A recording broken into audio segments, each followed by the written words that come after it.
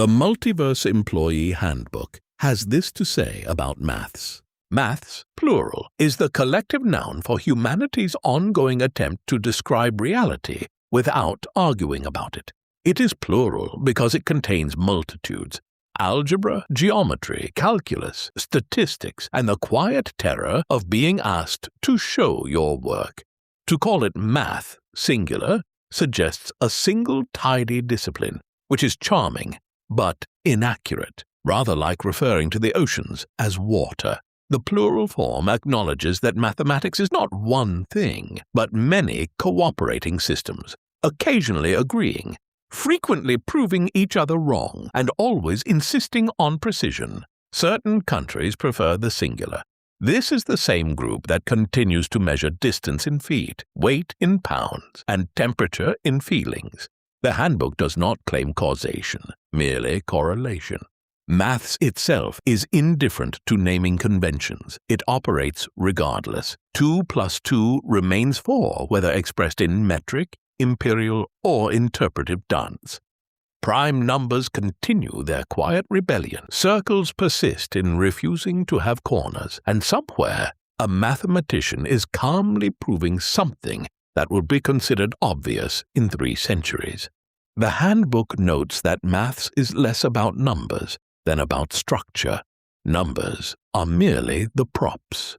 The real work lies in patterns, relationships, and the astonishing fact that the universe appears to obey equations that humans, improbably, can write down.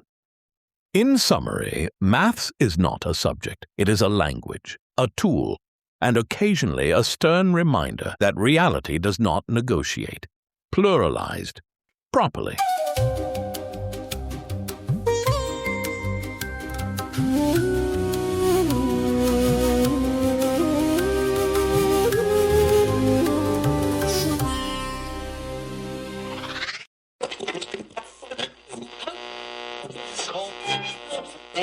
You're tuned in to the Multiverse Employee Handbook.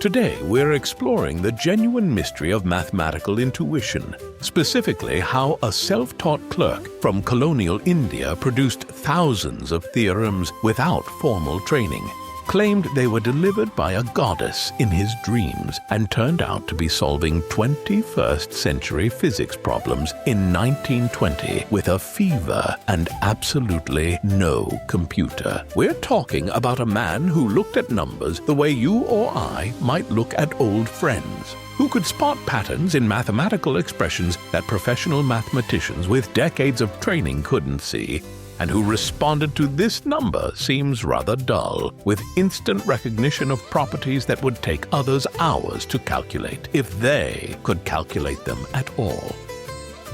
It's the story of Srinivasa Ramanujan, and it remains one of the most peculiar incidents in the history of human thought.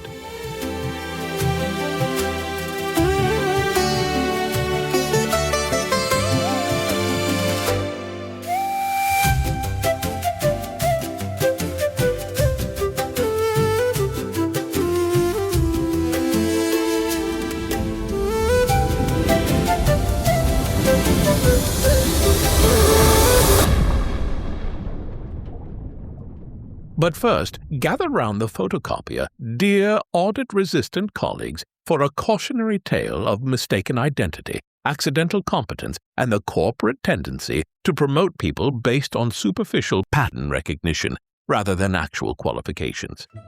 In the fluorescent-lit realm of quantum improbability solutions, specifically in the catering services department, which existed in a superposition of adequately staffed and one broken espresso machine away from collapse, a new intern named Srini was having what could charitably be called an unremarkable first week.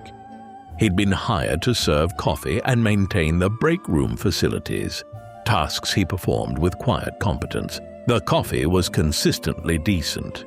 The biscuit tin remained adequately stocked, and when the temperamental espresso machine began making sounds that suggested it was attempting interdimensional communication, Srini simply removed the back panel, jiggled something that probably shouldn't be jiggled, and restored it to proper function. It was during this repair that the square-haired boss happened to walk past. He stopped, stared. His eyes narrowed with what he presumably believed was insight. "Srini," he said slowly. "That's short for Srinivasa, isn't it?" "Yes, sir," Srini replied, replacing the panel. The boss's expression shifted through several states of excited realization. Here was a young man of South Indian heritage named Srinivasa who displayed unusual intuition with complex systems. The conclusion was obvious. "Why," the boss said, "are you working in catering?" By Monday morning, Srini had been promoted to chief mathematician. The actual mathematics department received this news with the sort of stunned silence usually reserved for violations of thermodynamics. Dr. Pembridge, who had spent 17 years working toward a senior position, found her carefully worded objection met with a dismissive wave. "Clearly," the boss explained, "we've been blessed with extraordinary talent. I have a sense about these things." Srini, bewildered but polite, accepted.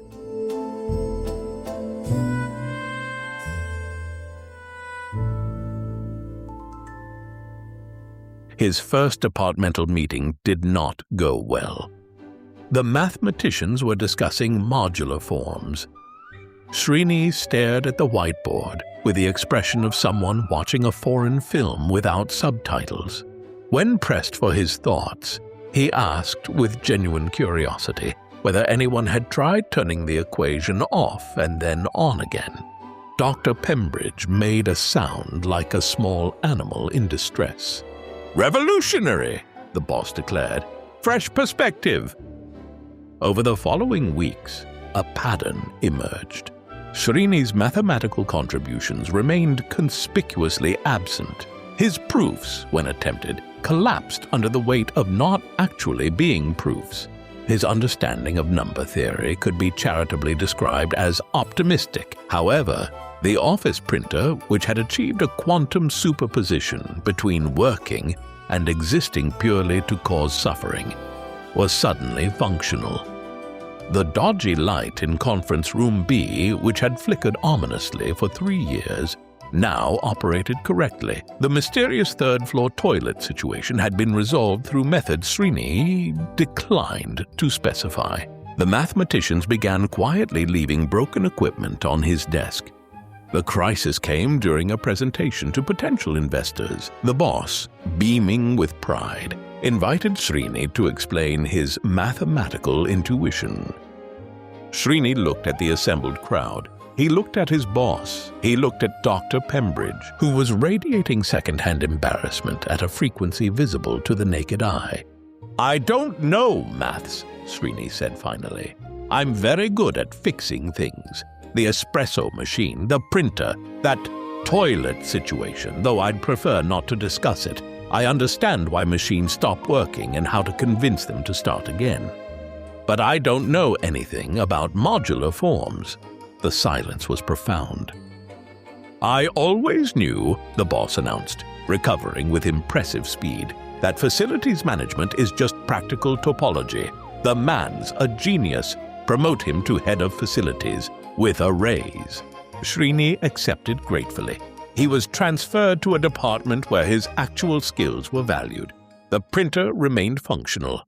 Dr. Pembridge was quietly promoted to chief mathematician, a position she'd deserved all along. And the mathematicians, somewhat grudgingly, admitted that Srini's approach to problem-solving, assuming nothing works the way it should and investigating why, was not actually terrible advice for tackling impossible proofs, though they still wouldn't let him near the equations.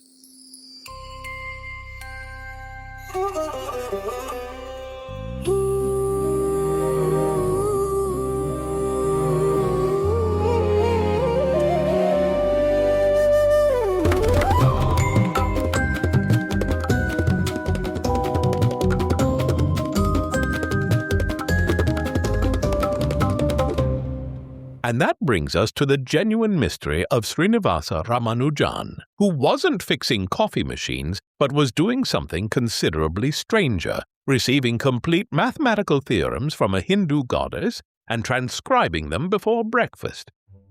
Unlike our fictional Srini, the real Ramanujan was extraordinary at precisely the thing he claimed to be good at. The problem was convincing anyone to believe him. The story begins not in India, but on a cold January morning in 1913.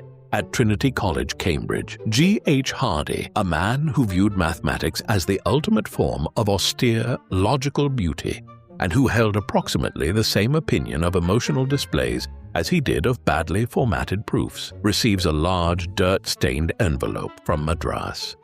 Inside are 9 pages of theorems, no proofs, no logical steps, no showing your working, just raw, startling conclusions about infinite series, continued fractions, and prime numbers. To a professional like Hardy, this looks like a hoax. Some of the formulas are already known, basic results any undergraduate might recognize. Others are frustratingly close to being wrong, the mathematical equivalent of a sentence with almost correct grammar. But others, specifically those regarding modular equations, are so complex they seem to have arrived from another dimension entirely. Hardy's initial assessment is appropriately cynical. A fraud. But as the sun sets over the great court, the logic of the fraud begins to collapse. If this were a prank, the prankster would need to be a mathematician of the highest order. They'd need to know enough to create theorems that Hardy himself couldn't immediately verify. Which raises the rather inconvenient question: why would a mathematical genius waste time pretending to be an uneducated clerk in India? Hardy calls in his colleague, J.E. Littlewood. They spend hours analyzing the pages. Some results they can verify, others will take decades to prove. A few appear to describe mathematical objects that won't be formally defined for another 50 years. They must be true, Hardy finally concludes, because if they were not true, no one would have the imagination to invent them. It's one of the great statements in the history of mathematics, and it raises a rather uncomfortable philosophical question. If the theorems are true, but arrived without proof, without formal logic, without any of the usual machinery of mathematical reasoning, what exactly are we to make of their author? Ramanujan claimed the family goddess Namagiri of Namakkal showed him these formulas in dreams. He'd wake, transcribe them onto a slate, and later transfer them to notebooks. Not derived, not solved, received. When we return from this brief quantum intermission, we'll explore how a self-taught clerk from a small town in Tamil Nadu became one of the most important mathematicians of the 20th century. Why his work on Mach theta functions is now calculating black hole entropy, and whether divine mathematical inspiration is methodologically reproducible.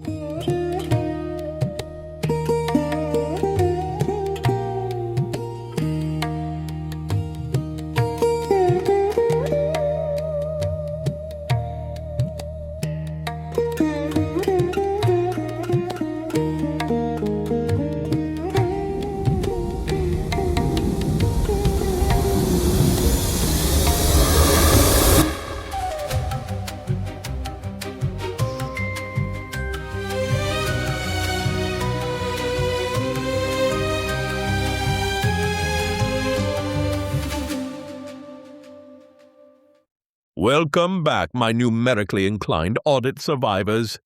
Before the break, we left G.H. Hardy staring at 9 pages of theorems from an unknown clerk in India, trying to determine whether he'd discovered a genius or been magnificently pranked by someone with far too much time and mathematical training. The answer, it turns out, was considerably stranger than either option. So Hardy brings Ramanujan to Cambridge in 1914. What follows is one of the most productive and philosophically uncomfortable collaborations in the history of mathematics. Hardy believed mathematics was discovered, not invented. that mathematical truths existed independent of human minds, waiting to be found through rigorous logical deduction. But they needed proof. Formal, step-by-step, peer-reviewable proof. Mathematics without proof was just speculation. Ramanujan believed mathematics was revealed. The goddess showed him the answers. Why would she show him something incorrect? And if it was correct, why did it need proof? The truth was self-evident. Hardy tried to teach Ramanujan proper mathematical methodology. Ramanujan tried to explain that he already knew the theorem was true because Namagiri had shown it to him on a scroll whilst he slept. This created a certain philosophical tension. And yet, they produced extraordinary work. Ramanujan was contributing to partition theory, the ways you can break numbers into sums. He developed new approaches to analytic number theory. He was exploring what would later be called mock theta functions, though no one, including Ramanujan, fully understood what they were for. His notebooks were filling with results that professional mathematicians would spend decades verifying. Some were refinements of known theorems. Others were entirely new. A few were solving problems that hadn't been formally posed yet. But England was killing him.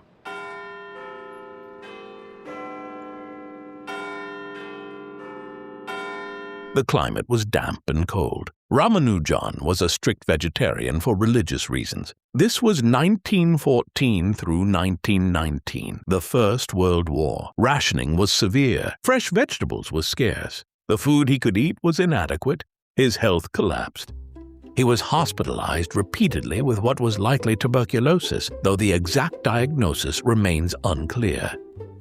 He fell into deep depressions, and still, from his hospital bed, he continued producing mathematics. It's during one of these hospitalizations that the famous taxi incident occurs, 1918. Ramanujan is ill at Putney. Hardy visits, attempting small talk. Mentions he arrived in taxi number 1729. Rather a dull number, Hardy remarks, probably hoping it wasn't an unfavorable omen. Ramanujan's response is immediate. No, Hardy, it is a very interesting number. It is the smallest number expressible as the sum of 2 cubes in 2 different ways. 1 cubed plus 12 cubed, 9 cubed plus 10 cubed. Both equals 1729. This wasn't a calculation. Ramanujan didn't pause to work it out. He simply knew. The way you might know an old friend's birthday. 1729 was, to Ramanujan, personally familiar. Years later, mathematicians found this exact property explored in Ramanujan's notebooks, dated well before the taxi incident. He'd been thinking about it already. Hardy's random small talk had merely activated something Ramanujan had filed away in whatever extraordinary filing system his mind maintained. The number is now called the Hardy-Ramanujan number, or the first taxicab number. It appears in Futurama as Bender's serial number, because apparently even cartoon robots deserve mathematical Easter eggs. Speaking of mathematical properties hidden in plain sight, if you find yourself fascinated by the hidden lives of specific integers, you should revisit our 13th episode of Season 3, 2025, as a mathematical concept. In that episode, we took a deep dive into how a single year can be a playground for number theory, much like 1729 was for Ramanujan. It's the perfect companion piece for anyone who suspects that numbers have personalities and secrets they only reveal to the truly attentive. By 1919, Ramanujan's health had deteriorated beyond recovery. He returned to India. He died in April 1920. He was 32 years old. He left behind 3 notebooks filled with theorems and a sheaf of loose papers that would later be called the Lost Notebook. Though it was never technically lost, just misfiled in the Trinity College Library for 56 years, which is essentially the same thing. For decades, mathematicians assumed these final papers were the desperate scribblings of a dying mind. Interesting, perhaps, but not particularly significant. They were catastrophically wrong. 1976. George Andrews, an American mathematician, is rummaging through the archives at Trinity College Library. He's looking for something else entirely, because that's how mathematical discoveries work, apparently. Serendipity with better footnotes. He finds a sheaf of papers, 130 pages of Ramanujan's handwriting. Formulas, theorems, the usual lack of proofs. It's dated to the last year of Ramanujan's life, written whilst he was dying. Probably feverish, certainly in considerable pain. Andrews begins working through it and realizes with mounting astonishment that Ramanujan had been exploring something called mock theta functions. Now, theta functions were well known in Ramanujan's time. They're particular types of infinite series with lovely symmetry properties. Mock theta functions were Ramanujan's invention. Functions that behaved almost like theta functions, but not quite. They were near misses. Mathematical objects that seemed to want to have certain properties, but stubbornly refused at the last moment. At the time of Ramanujan's death, no one knew what these were for. They were beautiful, certainly. Mathematically interesting, probably, but applications, purpose, context, none whatsoever. Fast forward to the late 20th century. Physicists are working on string theory, trying to unify quantum mechanics and general relativity. They're calculating the entropy of black holes. Essentially, how much information disappears when something falls past the event horizon, and they discover they need mock theta functions. The exact mathematical objects that Ramanujan had been scribbling on his deathbed in 1920, with no access to quantum mechanics, no knowledge of black holes, no concept of string theory. Those objects are now essential to calculating how black holes store information. Ramanujan was solving 21st century physics problems in 1920 with a fever in a notebook, without knowing what black holes were. The goddess Namagiri, if she exists, has an excellent grasp of modern theoretical physics. This keeps happening, by the way. Mathematicians will be working on some contemporary problem, get stuck, and discover that Ramanujan sketched the solution in a notebook 90 years ago, probably between breakfast and lunch on a Tuesday. His work on partition functions, the number of ways you can break an integer into sums, anticipated developments in statistical mechanics. His continued fractions relate to quantum field theory. His formulas appear in crystallography, computer science, the study of prime numbers. It's as if Ramanujan was receiving signals from mathematics' future, not discovering results that were useful in his time, transcribing results that would become useful a century later. Which brings us to the question that still bothers mathematicians and philosophers. What exactly was Ramanujan doing? Was it genuine divine inspiration? An extraordinary form of pattern recognition we don't understand? Some unusual neurological configuration that let him perceive mathematical relationships other people couldn't see? Hardy called him a phenomenon comparable to Newton or Gauss. But Newton and Gauss derived their results. Ramanujan received his. Different epistemology entirely. We still don't fully understand his methods. His notebooks contain results we can verify as correct, but cannot reproduce his process for finding them. It's rather like being handed a completed crossword puzzle with no idea how someone knew that 17 down was phosphorescence. The theorems work. They predict reality. They calculate black holes. The mathematics is sound. The methodology remains baffling. And somewhere, one suspects, Namagiri is quietly amused that it took humanity 56 years to find the lost notebook, and another several decades to realize what it was for. Though one suspects the goddess had a schedule, and Ramanujan's 32 years were precisely what the universe had allocated for that particular download.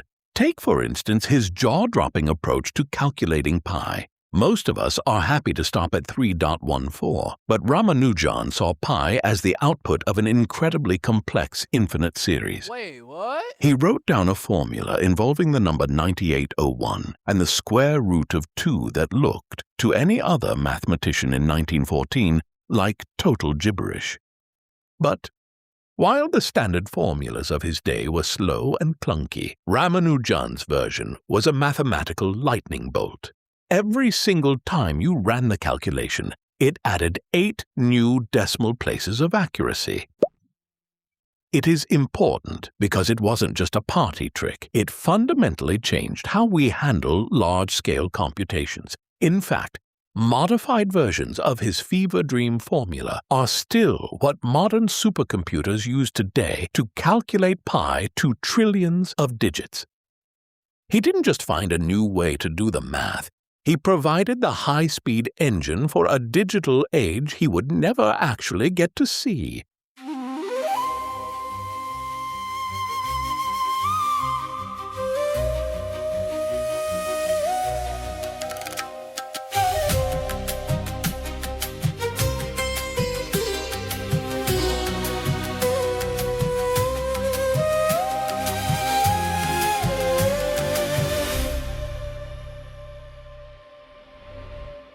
Well, my divinely inspired integer enthusiasts, we've reached the end of another quantum employment assessment. Today we've learned that the greatest mathematical collaboration of the 20th century involved a rigorous atheist trying to teach proof methodology to a mystic who received theorems from a goddess while sleeping.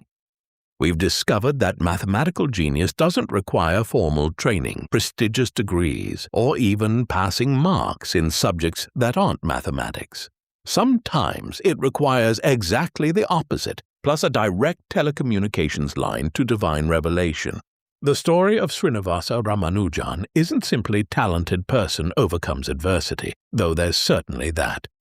It's person receives signal from mathematics' future and transcribes it whilst dying of tuberculosis in 1920. And then 56 years later, someone finds the notebook and realizes he was solving black hole entropy, which raises some uncomfortable questions about the nature of mathematical truth. If Ramanujan was genuinely receiving these theorems, whether from a goddess, from some extraordinary pattern recognition we don't understand, or from whatever strange configuration his mind possessed, then where were they coming from? Do mathematical objects exist independent of human minds, waiting to be discovered, or do we invent them?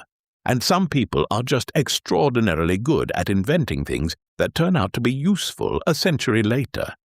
The equations work. They predict reality. They calculate phenomena Ramanujan couldn't possibly have known about, which suggests he was accessing something real, even if we can't quite explain the access method. Want to explore more mathematics, divine inspiration, and the unsettling question of whether genius can be summoned through proper devotional practice? Visit us at multiverseemployeehandbook.com. And if you've been enjoying the Multiverse Employee Handbook, we'd be tremendously grateful if you'd fill out our listener survey. The link is in the show notes. It helps us understand what's working, what isn't, and whether anyone actually wants more stories about mathematicians who operate on completely different epistemological principles than the rest of humanity. Your feedback genuinely matters, even if it arrives via conventional channels rather than divine revelation. And if you've enjoyed today's numerically blessed adventure, why not share it with a fellow pattern recognition enthusiast? Perhaps you know someone who's convinced they could have been a mathematical genius if only they'd had access to the right goddess. Or someone who works in facilities and deserves recognition for keeping reality functional, when it would much rather achieve quantum superposition between working and existing purely to cause suffering. This is your quantum coherent correspondent, reminding you that in the multiverse of mathematical discovery, we're all just trying to hear the signal through the noise, though some people apparently have better reception than others, possibly due to superior divine telecommunications infrastructure. And if you're wondering whether your own mathematical intuition might be divinely inspired, ask yourself this. When you see the number 1729, do you immediately recognize it as the smallest number expressible as the sum of two cubes in two different ways? No? Then you're probably not Ramanujan. Though on the bright side, you're also probably not dying of tuberculosis in Putney, so there are compensations.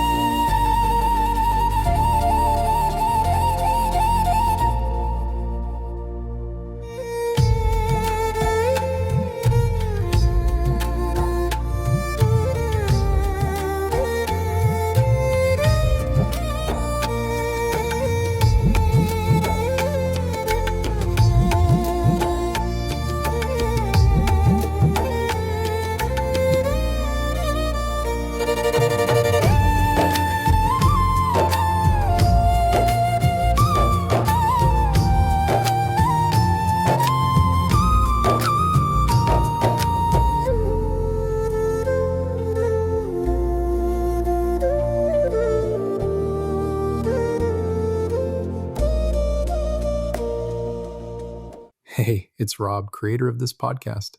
Congratulations! You've reached the part of the show that most people ignore. By staying, you've technically increased the average attention span of the human race by an amount measurable only in scientific notation. The Ministry of Silly Statistics thanks you. Since you made it this far, I have to read the credits.